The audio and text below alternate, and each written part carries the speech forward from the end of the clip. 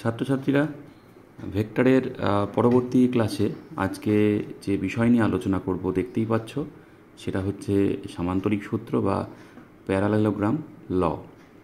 তো অলরেডি আমরা ত্রিভুজ সূত্র নিয়ে আলোচনা বিশদে করে ফেলেছি। যদি কেউ সেটা না দেখে থাকো, অবশ্যই এর আগের ভিডিওটা ফলো করবে। দেখো, ত্রিভুজ সূত্র যদি আমাদের সঠিকভাবে আমরা না শিখে থাকি, তাহলে কিন্তু সামান্তরিক সূত্র শিখতে গিয়ে বেশ অসুবিধা হবে। তো ওটা দেখে নিয়ে তারপর এটা দেখবে। তো সামান্তরিক সূত্রে প্রথমেই আমাদের আঁকতে হবে কি একটা সামান্তরিক। তো আমি একটা সামান্তরিক আঁকছি। এই ধরো একটা সামান্তরিক, নাম দিয়ে দিচ্ছি এ বি সি ডি। তো এই সামান্তরিকের দুটো বাহু দুটো ভেক্টরকে মানেয় দিকে প্রকাশ করবে। তো কোন দুটো বাহু? সামান্তরিকের তো চারটে বাহু আছে, বলছে সন্নিহিত দুটো বাহু। সন্নিহিত মানে যারা পরস্পরকে টাচ করে আছে। তাহলে এডি আর এবি হতে পারে, এ পয়েন্টে টাচ করে আছে। আবার কারোর যদি ইচ্ছে হয় এবি আর বিসি হতে পারে, বিসি আর সিডি হতে পারে। আবার একই রকমভাবে এডি আর ডিসিও হতে পারে। তো সামান্তরিকের দুটো বাহু আমি নিলাম এডি আর এবি। ধরে নাও সেই বাহু দুটো ভেক্টরকে মানেয় দিকে প্রকাশ করেছে। তাহলে এডি বাহুটা একটা ভেক্টরকে মানেয় দিকে প্রকাশ করেছে, সেটা ধরো এ ভেক্টর। মানে এডি বাহুর লেন্থটা হচ্ছে এ ভেক্টরের মান, আর এ থেকে ডি এর যে দিক সেটা হচ্ছে এ ভেক্টরের দিক। আর এবি বাহুটা অন্য একটা ভেক্টর, ধরো বি ভেক্টরকে মানেয় দিকে প্রকাশ করেছে। খেয়াল করো, ভেক্টর দুটো কিন্তু একই ক্রমে নেই। ত্রিভুজ সূত্রে কিন্তু ব্যাপারটা আলাদা ছিল, সেখানে পরপর দুটো বাহু একই ক্রমে দুটো ভেক্টরকে মানেয় দিকে প্রকাশ করছিল। এখানে কিন্তু ঠিক তা নয়, সন্নিহিত দুটো বাহু দুটো ভেক্টরকে মানেয় দিকে প্রকাশ করছে। তবে কার গিয়ে ওই দুটো বাহুর যে ছেদবিন্দু দেখতে পাচ্ছ সেটা কোনটা? সেটা হচ্ছে এ। সেই বাহু দিয়ে সামান্তরিকের যে কর্ণটা আঁকা যাবে, সেই কর্ণটা এই দুটো ভেক্টরের লব্ধিকে মানেয় দিকে প্রকাশ করবে। অর্থাৎ সামান্তরিক সূত্র অনুসারে এ ভেক্টর আর বি ভেক্টরের লব্ধি মানে ভেক্টর সামটা কি হবে না আর ভেক্টর হবে। ত্রিভুজ সূত্রের মতো কিন্তু পেলাম না এখন। তো দেখি কোনো মিল আছে কিনা, পরবর্তী ক্ষেত্রে দেখব আমরা। তাহলে আমি আরেকবার রিপিট করছি। একটা সামান্তরিকের দুটো সন্নিহিত বাহু যদি দুটো ভেক্টরকে মানেয় দিকে প্রকাশ করে, তবে ওই দুই বাহুর যে ছেদবিন্দু সেখান থেকে যে কর্ণটা আঁকা গেল সামান্তরিকের, সেটা ওই ভেক্টর দুটোর লব্ধিকে মানেয় দিকে প্রকাশ করবে। তো শুধু মানেয় দিকে প্রকাশ করবে বুঝে গেলাম যে আর ভেক্টরটা এ আর বি এর লব্ধি, কিন্তু আমাকে যদি এবার আর ভেক্টরের মান এবং দিক বার করতে হয়, তাহলে আমার প্রয়োজন হবে এ ভেক্টরের মান মানে এ বা এডি। এডি বাহুর দৈর্ঘ্যটা এ ভেক্টরের মান, বুঝতেই পারছো। বি ভেক্টরের মান বি মানে এবি বাহুর দৈর্ঘ্য এবি। এবং এই দুই ভেক্টরের মাঝে কোণ, এ ভেক্টর আর বি ভেক্টরের মাঝে কোণ হচ্ছে এইটা, সেটাকে দিলাম থিটা। তাহলে আর ভেক্টর বার করার সময় আমার তিনটে জিনিস লাগবে: এ ভেক্টরের মান, বি ভেক্টরের মান, আর ওই দুটো ভেক্টরের মাঝে কোণ, যেটা আমি ছবিতে আঁকিয়েছি থিটা। আর শুধু আর ভেক্টরের মান বার করলে তো হবে না, আর ভেক্টরের দিক বার করতে হবে। দিক বার করার জন্য একটা অ্যাঙ্গেল বার করে দেবো। ধরে নিলাম এ ভেক্টরের সঙ্গে আর ভেক্টর ফাই কোণে আছে। তাহলে যদি ফাই কোণটা বার করতে পারি আর আর ভেক্টরের মানটা বার করতে পারি, তাহলে কিন্তু পুরোপুরি আর ভেক্টরকে প্রকাশ করা হয়ে যাবে। তো এবার আমরা জ্যামিতির সাহায্য নেব, যেমন আমরা ত্রিভুজ সূত্র জ্যামিতির সাহায্য নিয়েছিলাম, সেই রকমই জ্যামিতির সাহায্য নেব, নিয়ে দেখব প্রমাণটা করা যায় কি না, মানে প্রমাণ বলতে মানটা বার করা যায় কি না। তো সেটা করার আগে আর একটা জিনিস ভেবে নিই। দেখো, এই যে সিডি বাহু বা ডিসি বাহু, আমি যদি এই বরাবর একটা ভেক্টর আঁকি, মানে ডি থেকে সি অভিমুখে, তাহলে সেই ভেক্টরটার দিক দেখো, ডি থেকে সি এর দিক, তার মানে এ থেকে যে বি এর দিক ছিল তার সমান্তরাল হয়ে গেল। আবার মান দেখো, এই ডিসি ভেক্টরটা দেখো, ডিসি বাহুর দৈর্ঘ্যটাই হচ্ছে ডিসি ভেক্টরের মান। আবার যেহেতু এটা সামান্তরিক, ডিসি আর এবি তো সমান হবে। তাহলে এই এবি ভেক্টর আর ডিসি ভেক্টর কি হয়ে গেল? পরস্পর সমান্তরাল ভেক্টর এবং সমান ভেক্টর। শুধু সমান্তরাল নয়, সমান্তরাল তো বটেই, দিক এক মান সমান। তাহলে এবি ভেক্টর আর ডিসি ভেক্টর হয়ে গেল পরস্পর সমান ভেক্টর। তাহলে এবি ভেক্টর মানে যদি বি ভেক্টর হয়, তাহলে ডিসি ভেক্টর মানেও বি ভেক্টর হয়ে যাবে। তাহলে সেটা দিয়ে দিলাম। আর একটা বিষয় খেয়াল করো, এবার যে ত্রিভুজটা পেয়েছি এ সি ডি, খেয়াল করো এডি বাহু এ ভেক্টরকে মানে ওদিকে প্রকাশ করেছে, ডিসি বাহু বি ভেক্টরকে মানে ওদিকে প্রকাশ করেছে। তাহলে ত্রিভুজ সূত্র অনুসারে দেখছি সত্যিই তো এডি আর ডিসি এই বাহু দুটো দেখো একই ক্রমে, ক্রমটা দেখো একই আছে, একই ক্রমে যদি দুটো ভেক্টরকে মানে ওদিকে প্রকাশ করে, তাহলে তৃতীয় বাহুটা সত্যিই তো বিপরীত ক্রমেই তো আছে আর ভেক্টর। তাহলে দেখো সামান্তরিক সূত্র থেকেই কিন্তু ত্রিভুজ সূত্রটা পেয়ে গেলাম।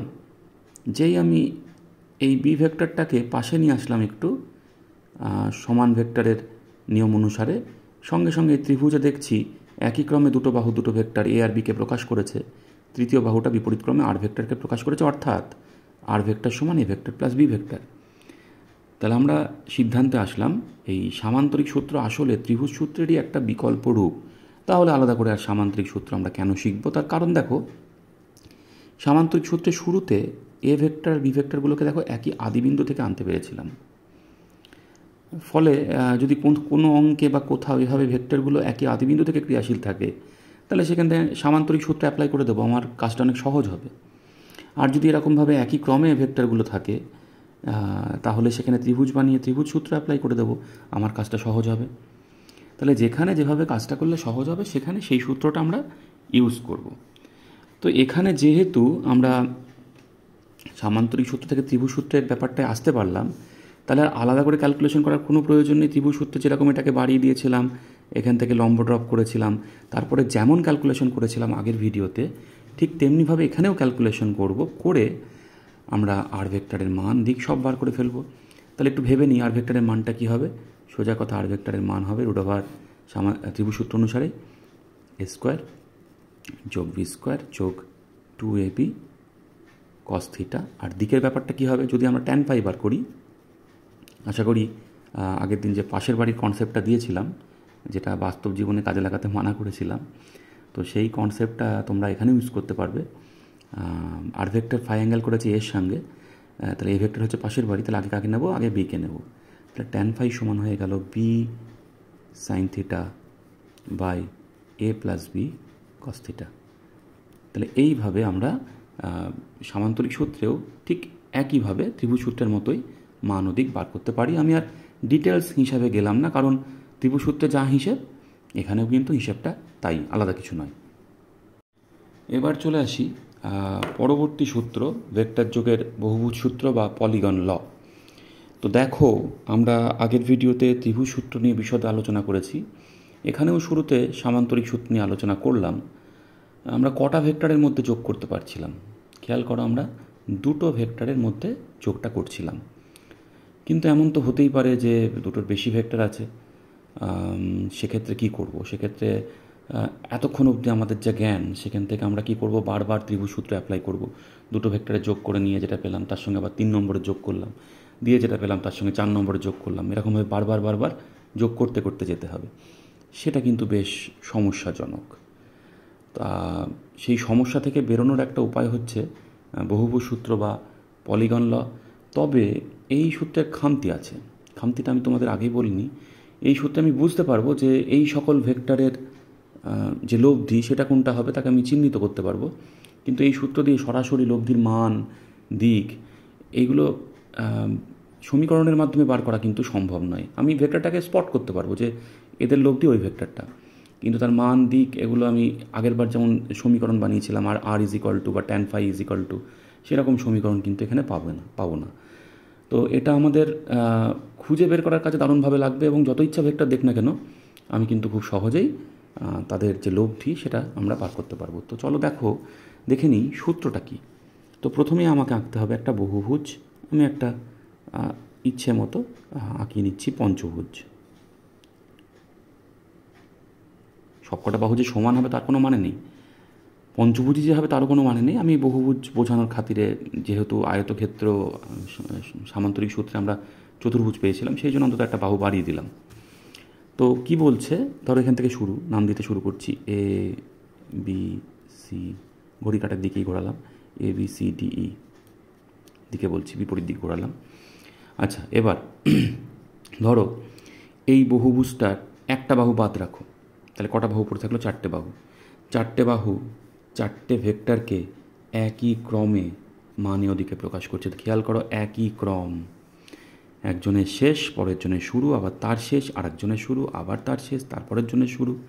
তাহলে একটা বহুভুজের একটা বাহু বাদ দিয়ে বাকি বাহুগুলো যদি একই ক্রমে কিছু ভেক্টরকে মানে ওদিকে প্রকাশ করে, মানে এবং দিকে, তবেকার গিয়ে এই যে অন্তিম বাহুটা বিপরীত ক্রমে, তাহলে এইদিকে করতে হবে, এই সব ভেক্টরগুলোর লব্ধিকে মানে ওদিকে প্রকাশ করবে। তো ধরো এবি বাহুটা এ ভেক্টরকে মানে ওদিকে প্রকাশ করেছে, মানে A B is equal two এ ভেক্টরের মান মানে এ, আর এ থেকে বি এর দিকটাই হচ্ছে এ ভেক্টরের দিক। তেমনিভাবে বিসি বাহুটা বি ভেক্টরকে মানে ওদিকে প্রকাশ করেছে, সিডি বাহুটা সি ভেক্টরকে মানে ওদিকে প্রকাশ করেছে, ডি বাহুটা ডি ভেক্টরকে মানে ওদিকে প্রকাশ করেছে। তাহলে এই লাস্ট বাহু, এই বাহু, ওদের সবারই লব্ধিকে বিপরীত ক্রমে মানে ওদিকে প্রকাশ করবে। তাহলে আমরা কি লিখতে পারি? এই ছবি অনুসারে লিখতে পারি এ ভেক্টর যোগ ভি ভেক্টর যোগ সি ভেক্টর যোগ D vector is equal to R vector. আচ্ছা, এটা গেল, এটা নাই বুঝলাম। তাহলে সূত্রটা ঠিক কিনা আমি বুঝবো কী করে? এটা প্রমাণ করা যায়, এটা ত্রিভুজ সূত্রের সাহায্যে খুব সহজেই প্রমাণ করে দেওয়া যায়। প্রমাণটা তোমাদের দেখিয়ে দিচ্ছি, মুখস্থ করার প্রয়োজন নেই, কারণ বড় কোয়েশ্চেন তো এখন আসবে না ফার্স্ট সেমিস্টারে। তবে তোমাদের জানা প্রয়োজন যে কিভাবে প্রমাণটা করছি। তো সেটা করার জন্য ছবিটা আমি আরও একবার আঁকছি, একটু বড় করেই আঁকছি।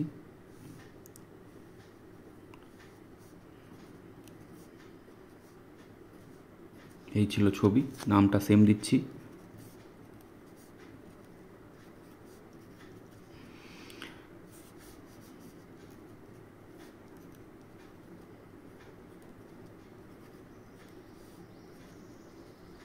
এবার দেখো, প্রমাণ করার জন্য ওই যে বিন্দু থেকে শুরু করেছিলাম, মানে এ বিন্দু, সেখান থেকে এই বহুভুজটার কর্ণগুলো আঁকিয়ে ফেলতে হবে।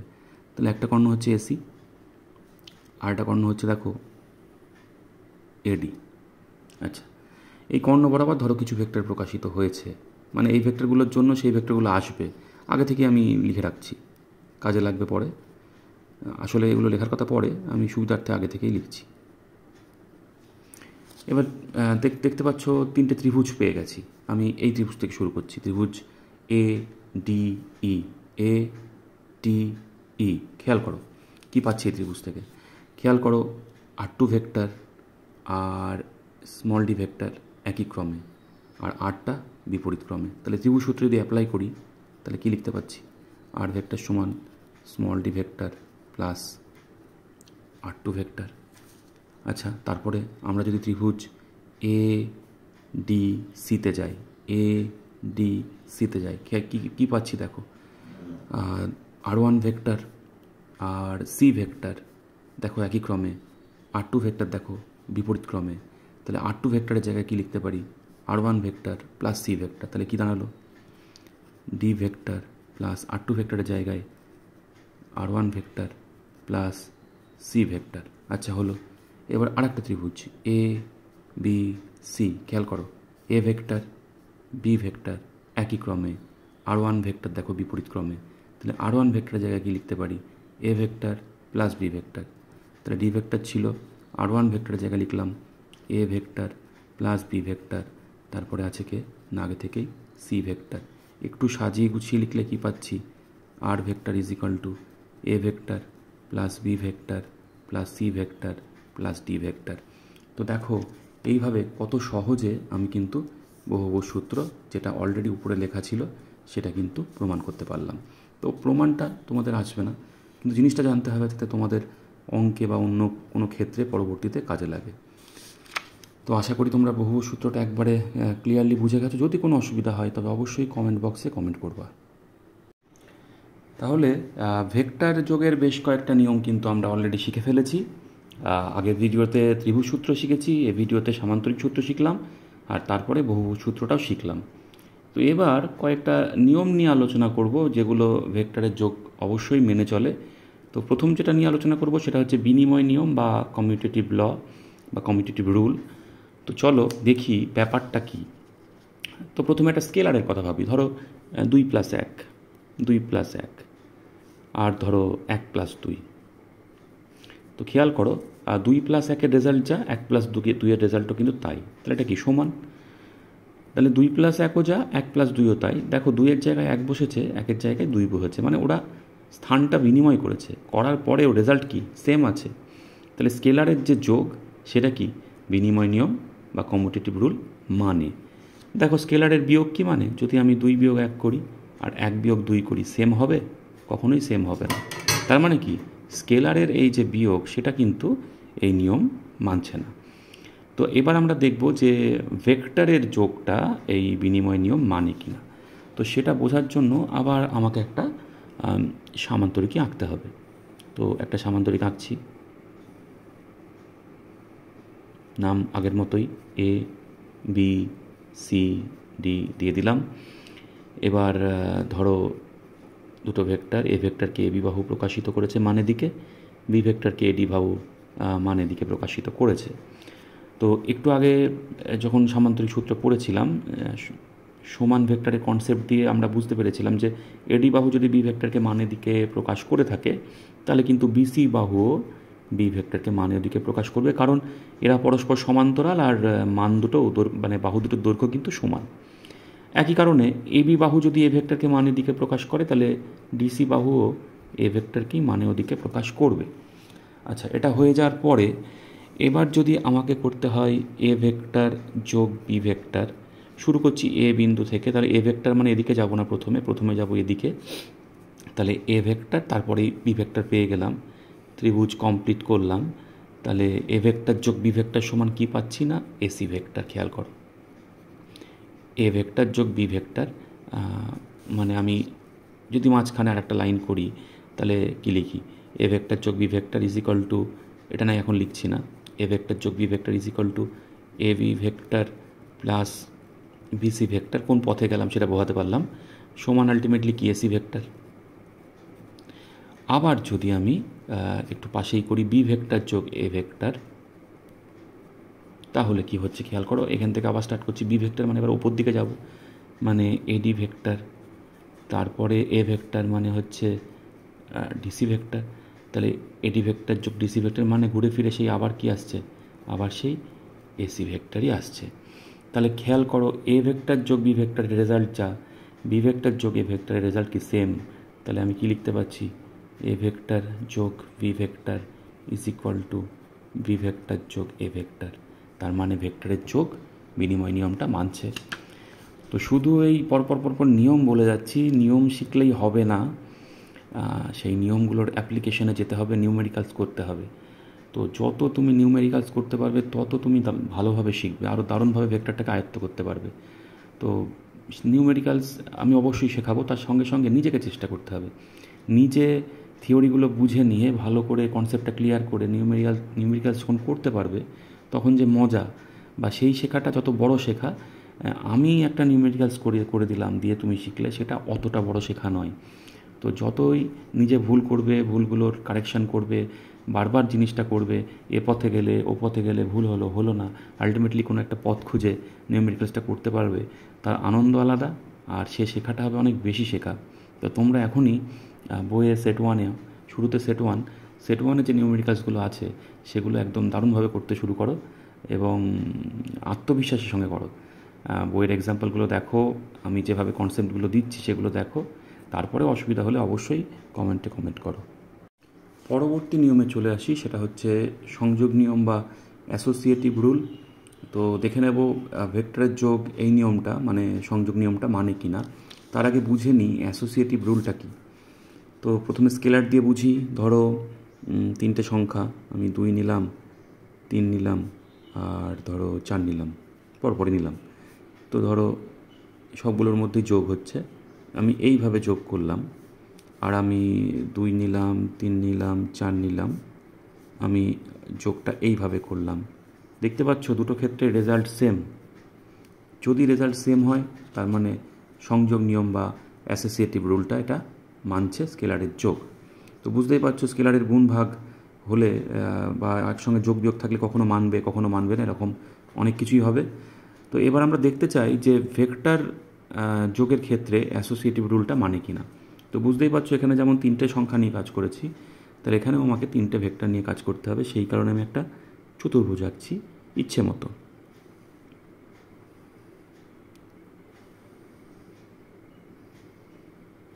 নাম দিলাম এ বি সি ডি। তাহলে তোমরা এ বি সি ডি চতুর্ভুজ দেখতে পাচ্ছ। এই চতুর্ভুজের 3টে বাহু, এ বি বাহু এ ভেক্টরকে, বিসি বাহু বি ভেক্টরকে, সিডি বাহু সি ভেক্টরকে মানে ওদিকে প্রকাশ করেছে।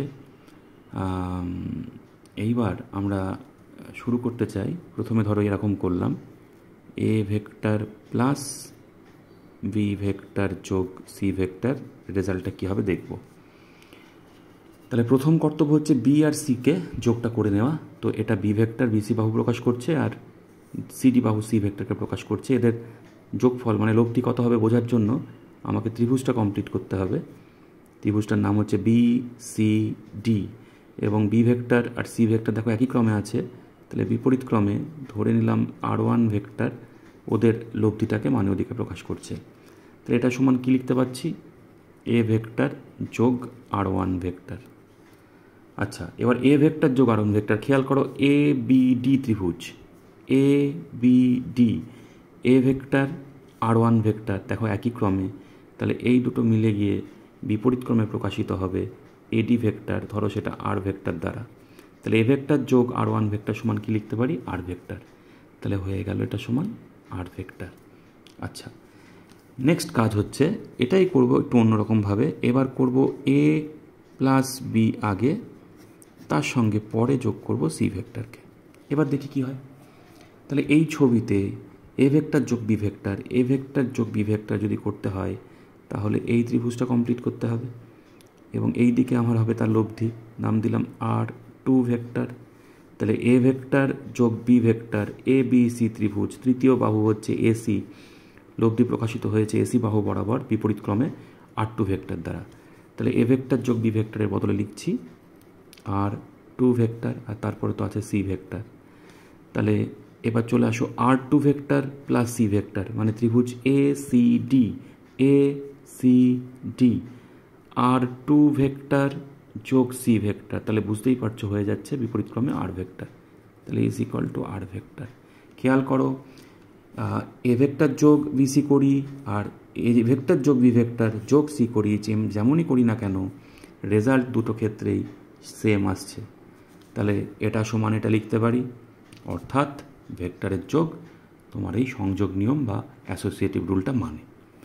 তো আজকের ভিডিও আমরা কী কী শিখলাম, আমরা সামান্তরিক সূত্র শিখলাম এবং দেখলাম যে আলটিমেটলি ত্রিভুজ সূত্রের সঙ্গে তার খুব একটা পার্থক্য নেই, তবে যেখানে ত্রিভুজ সূত্র অ্যাপ্লাই করা সুবিধা হবে সেখানে আমি সেটা অ্যাপ্লাই করব, যেখানে সামান্তরিক সূত্র অ্যাপ্লাই করা সুবিধা হবে সেখানে আমরা সামান্তরিক সূত্র ইউজ করব। দুটো সূত্রই আদতে এক এবং ফর্মুলাগুলোও সেম এসেছিল। তারপরে আমরা বহুভুজ সূত্র শিখলাম এবং বহুভুজ সূত্রে খুব সহজেই অসংখ্য ভেক্টরের লব্ধি কোনটা হবে সেটা আমরা জানতে পারলাম। আর তারপরে দুটো নিয়ম শিখলাম, একটা হচ্ছে বিনিময় নিয়ম আর একটা হচ্ছে সংযোগ নিয়ম। তা নিয়মগুলো শিখিয়ে দিলাম, নিয়মগুলো ভালো করে বুঝে নাও, কনসেপ্ট একদম ক্রিস্টাল ক্লিয়ার করে নাও, তারপরে কিন্তু অঙ্কগুলো দারুণভাবে করতে হবে। আমার পড়ানোটা তখনই সফলতা পাবে যখন তোমরা নিজেরা নিউমেরিক্যালসগুলো খুব সহজে করবে। তো অবশ্যই কমেন্ট করো কেমন লাগলো আর শেয়ার করো সবার সাথে। তাহলে ভিডিওটা এখানেই শেষ করছি।